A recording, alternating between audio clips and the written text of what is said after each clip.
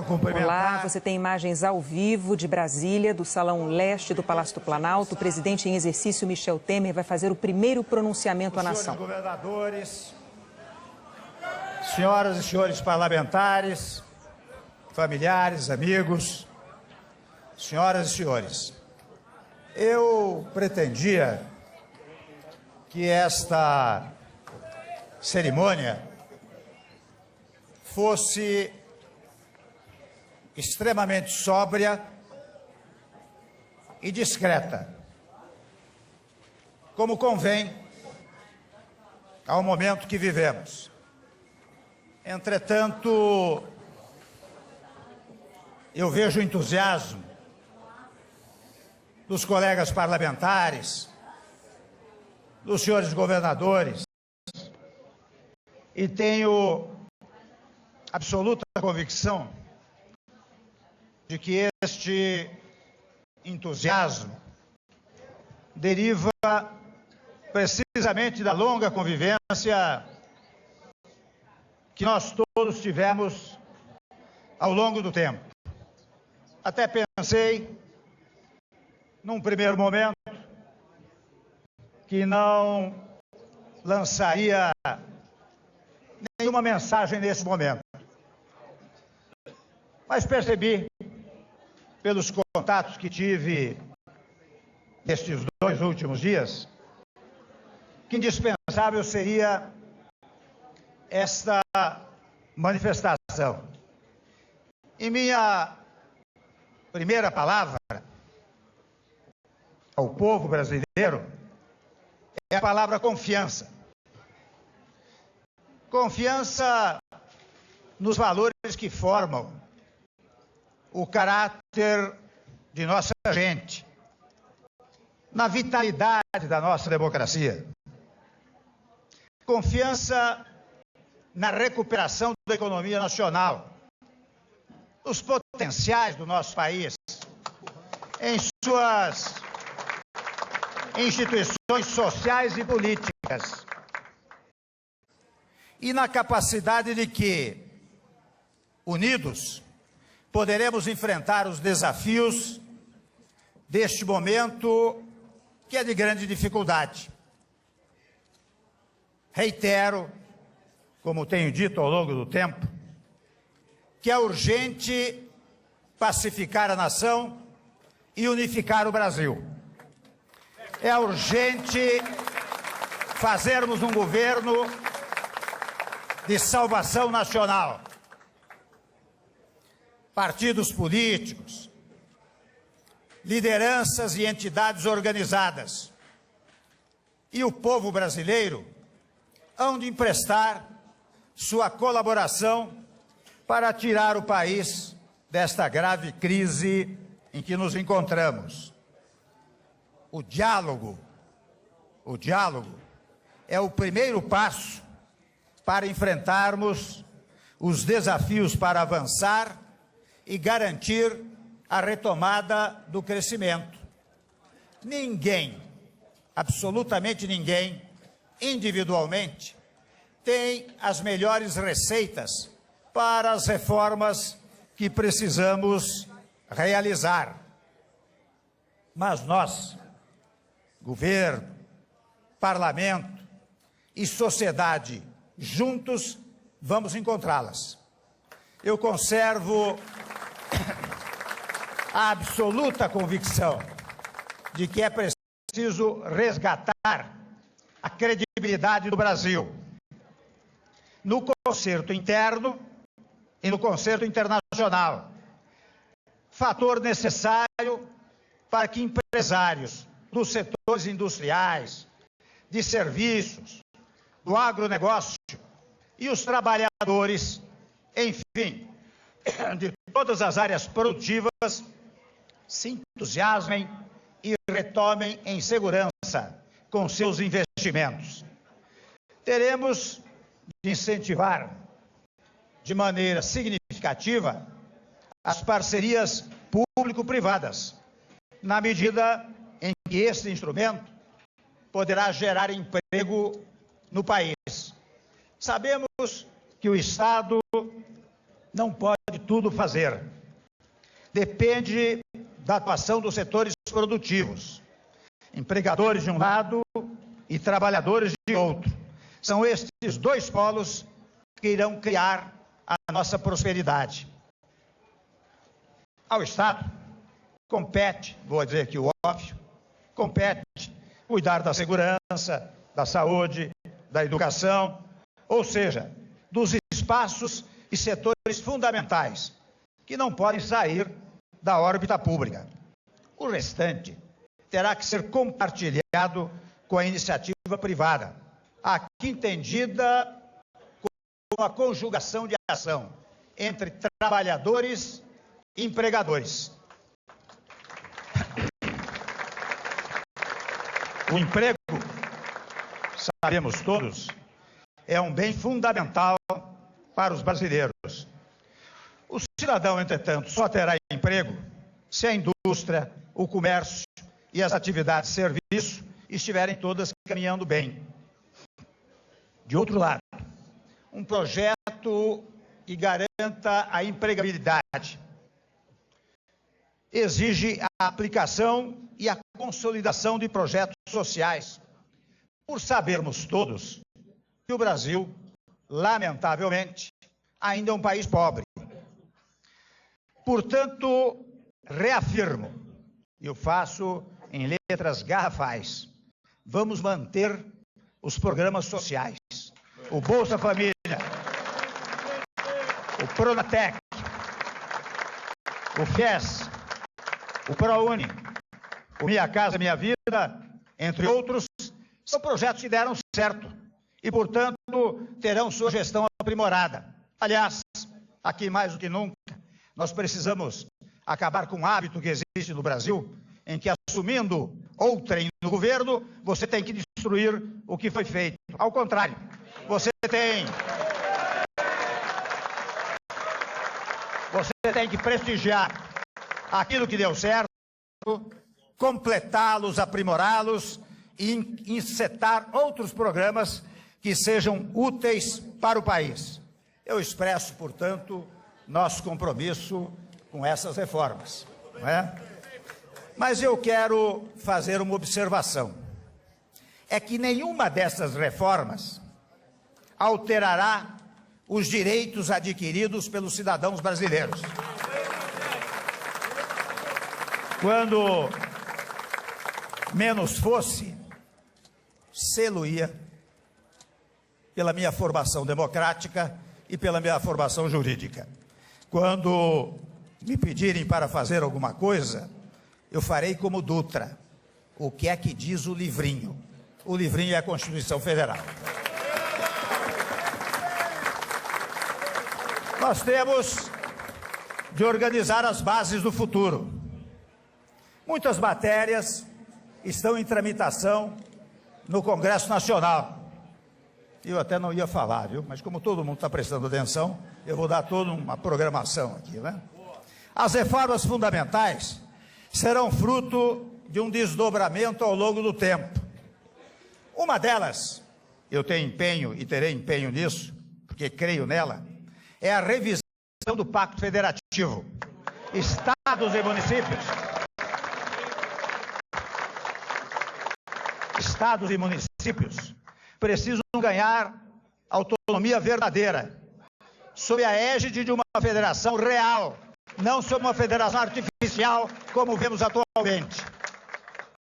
A força da União, nós temos que colocar isso na nossa cabeça, deriva da força dos estados e dos municípios.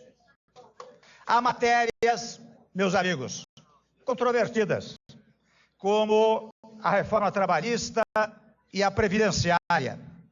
A modificação que queremos fazer tem como objetivo, e só se este objetivo for cumprido, é que elas serão levadas adiante, mas tem como objetivo o pagamento das aposentadorias e a geração de emprego, para garantir o pagamento, portanto.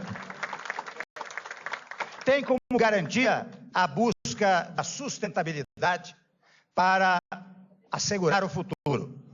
Esta agenda, difícil, complicada, não é fácil, ela será balizada, de um lado, pelo diálogo e, de outro, pela conjugação de esforços.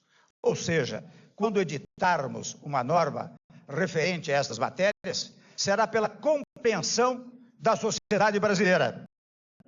E para isso é que nós queremos uma base parlamentar sólida, que nos permita conversar com a classe política e também com a sociedade.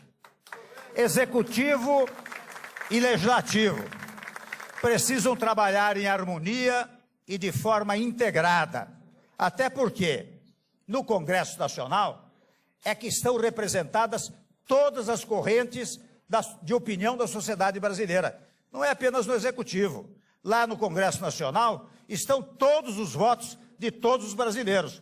Portanto, nós temos que governar em conjunto. Água. Só física, né? O resto vai bem.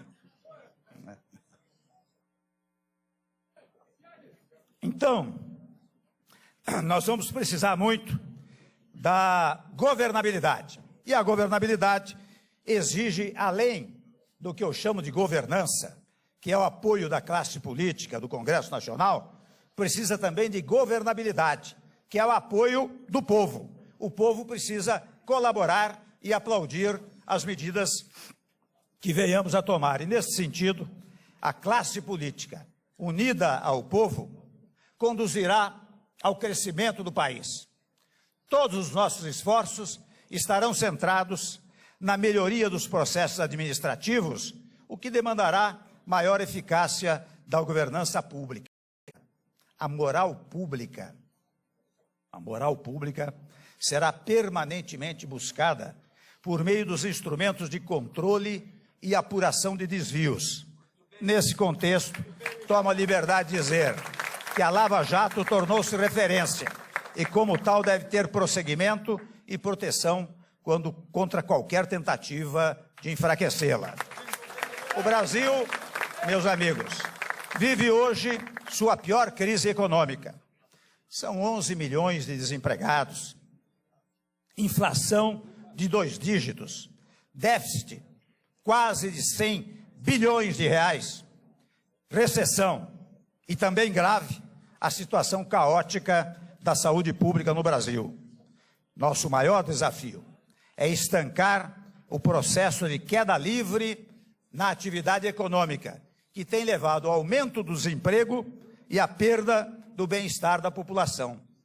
Para isso, é imprescindível reconstruirmos os fundamentos da economia brasileira e melhorarmos significativamente o ambiente de negócios para o setor privado, de forma que ele possa retomar sua vocação natural de investir, de produzir e gerar emprego e renda. De imediato, precisamos também restaurar o equilíbrio das contas públicas, trazendo a evolução do endividamento do setor público de volta ao patamar de sustentabilidade ao longo do tempo. Quanto mais cedo formos capazes de reequilibrar as contas públicas, mais rápido conseguiremos retomar o crescimento. A primeira medida na linha desta redução está, ainda que modestamente, aqui representada. Já eliminamos vários ministérios da máquina pública. E, ao mesmo tempo, nós não vamos parar por aí. Já estão encomendados. Bem que eu pedi uma pastilha. Já estão encomendados estudos para eliminar. Chega, é muito. Já estão encomendados estudos para eliminar cargos comissionados e funções gratificadas.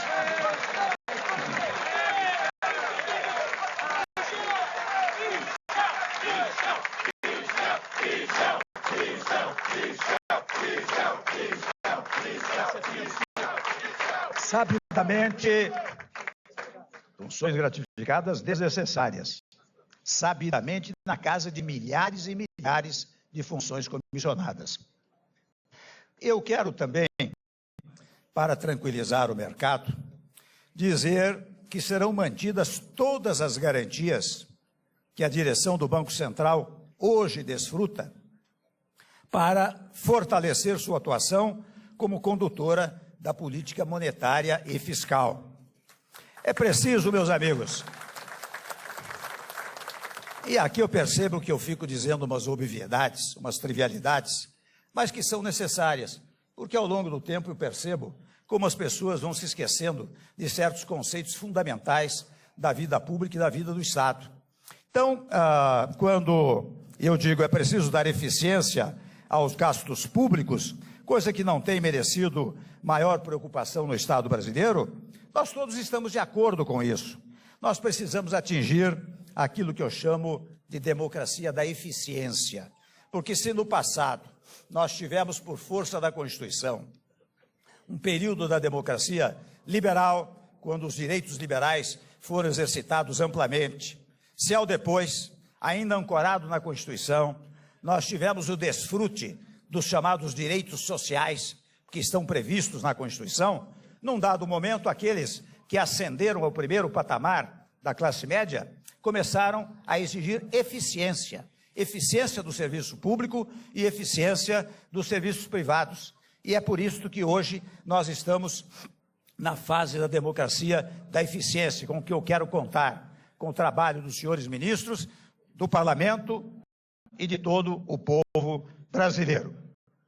Eu quero também remover, pelo menos nós faremos um esforço extraordinário para isto, a incerteza introduzida pela inflação dos últimos anos. Inflação alta, vai mais uma trivialidade, atrapalha o crescimento, desorganiza a atividade produtiva e turva o horizonte de planejamento dos agentes econômicos. E sabe quem sofre as primeiras consequências dessa inflação alta? É a classe trabalhadora e os segmentos menos protegidos da sociedade, é que pagam a parte mais pesada dessa conta. Nós todos sabemos que há um bom tempo o mundo está de olho no Brasil. Os investidores acompanham com grande interesse as mudanças no nosso país.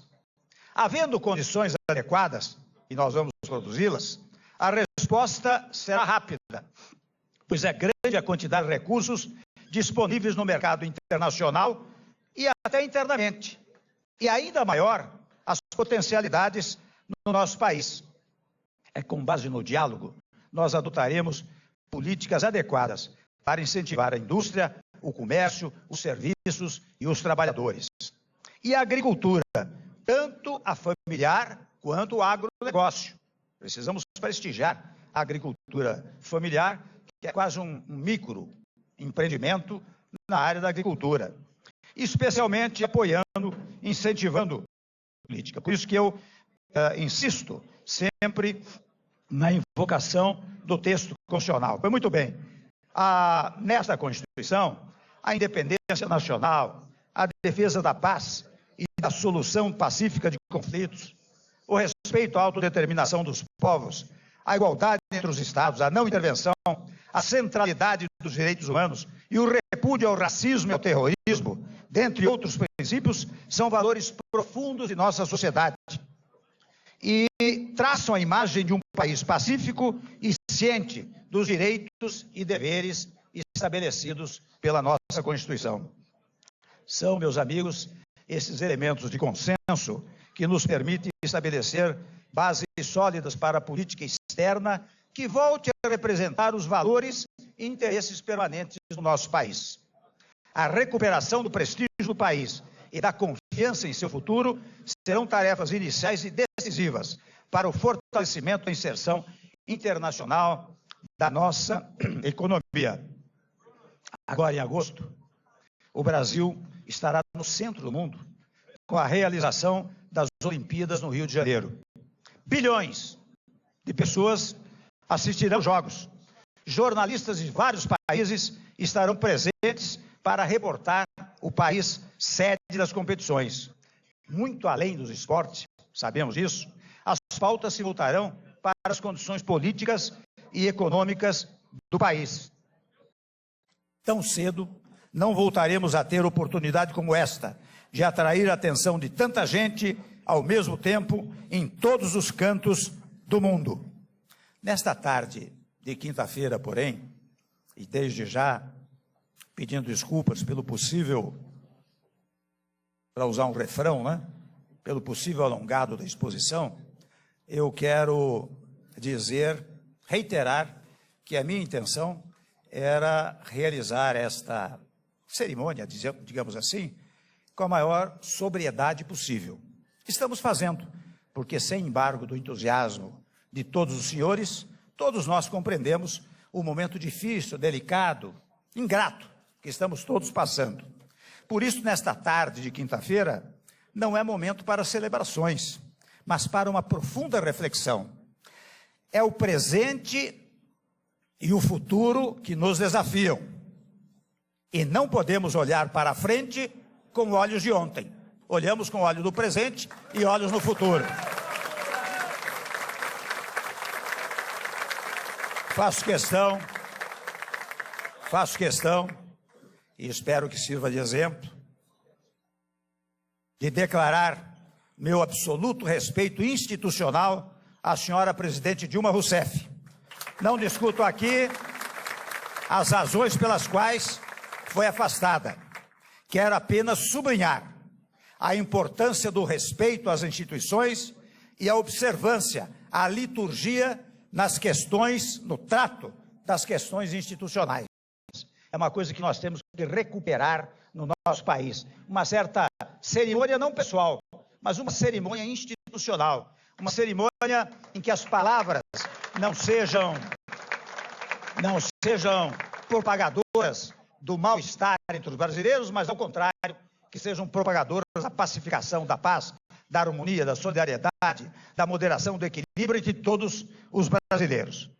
Tudo o que disse, meus amigos, faz parte de um ideário que ofereço ao país, não em busca da unanimidade, que é impossível, mas como início de diálogo, com busca de entendimento. Farei muitos outros pronunciamentos.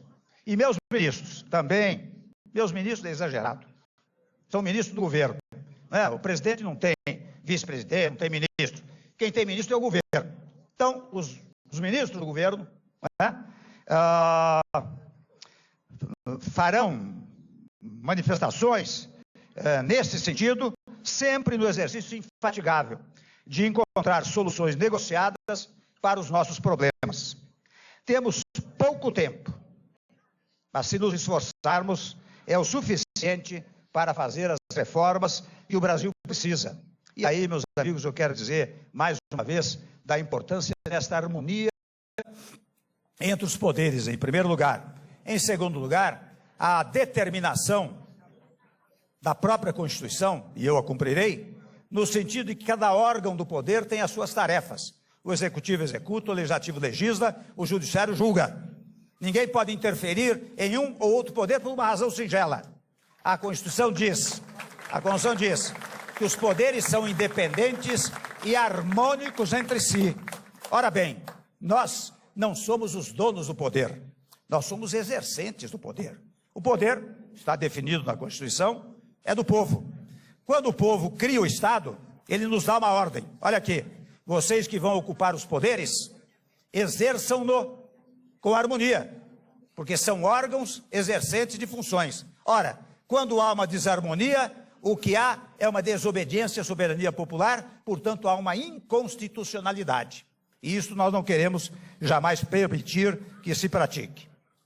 Dizia aos senhores que a partir de agora nós não podemos mais falar em crise. Trabalharemos. Aliás, há pouco tempo eu passava por um posto de gasolina na Castelo Branco e o sujeito botou uma placa lá. Não fale em crise. Trabalhe. Eu quero ver até se consigo espalhar essa frase com 10, 20 milhões de outdoors por todo o Brasil, porque isso cria também um clima de harmonia, de interesse, de de otimismo, não é verdade? Então, não vamos falar em crise, vamos trabalhar. O nosso lema, e não é um lema de hoje, nosso lema é ordem e progresso. A expressão da nossa bandeira não poderia ser mais atual, como se hoje tivesse sido redigida. Finalmente, meus amigos, fundado num critério de alta religiosidade, e vocês sabem que religião vem do latim religo, religare, portanto, você, quando é religioso, você está fazendo uma religação, e o que nós queremos fazer agora com o Brasil é um ato religioso, é um ato de religação de toda a sociedade brasileira com os valores fundamentais do nosso país. Por isso que eu peço a Deus que abençoe a todos nós, a mim, a minha equipe, aos congressistas, aos membros do Poder Judiciário e ao povo brasileiro, para estarmos sempre à altura dos grandes desafios que temos pela frente. Meu muito obrigado e um bom Brasil para todos nós. Senhoras e senhores, está encerrada esta cerimônia. Aí, portanto, você acompanhou o primeiro pronunciamento do presidente em exercício, Michel Temer. A nação, a primeira palavra que Temer quis dirigir à população foi confiança. Fez um apelo pela pacificação do país, pela união do país, chamou ao diálogo. Destacou também a necessidade de um esforço para recuperar a economia, falou da necessidade de reformas, citou a reforma trabalhista, da Previdência, a necessidade de se resgatar as parcerias público-privadas, a credibilidade no país. Ressaltou que nenhuma das reformas vai mexer nos direitos dos brasileiros. Falou em mais autonomia de estados e municípios, no novo pacto federativo, e pregou apoio à Operação Lava Jato. Diz que não vai haver intervenção nas investigações. Falou em melhorar a eficiência dos gastos do governo e do enxugamento da máquina pública. Você vai ter todos os detalhes, a cobertura completa no Jornal Nacional, que hoje começa um pouco mais tarde, às 8h35, hora de Brasília. Até lá.